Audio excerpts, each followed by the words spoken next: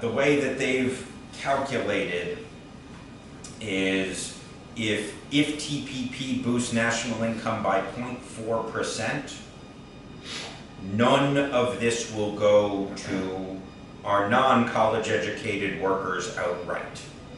And that already is 70% of the population right there. Zero.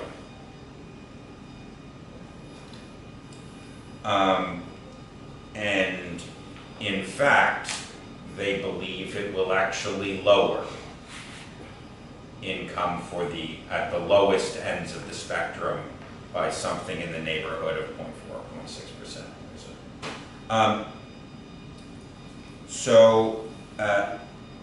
There is also, again, this is not even taking into account the reduction in bargaining power.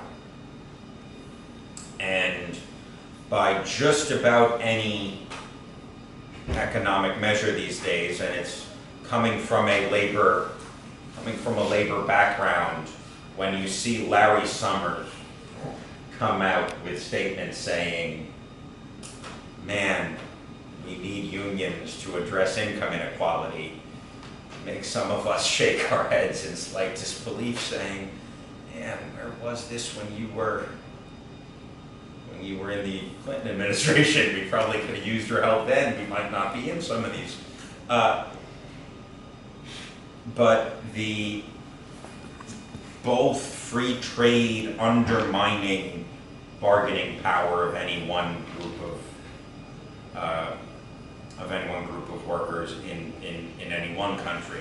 Now again, is there, as an aside, can labor and worker movements do more to counteract this? Absolutely, that's a conversation for another day.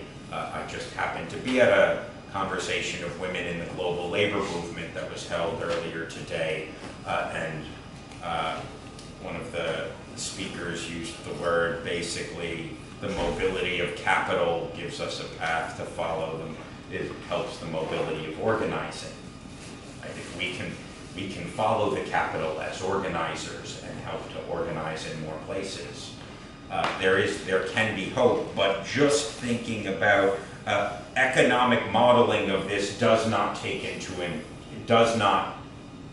account this question of bargaining power, of what our workers have in terms of our ability to affect change on this question of national income. So it's another thing I think that Obama's been saying is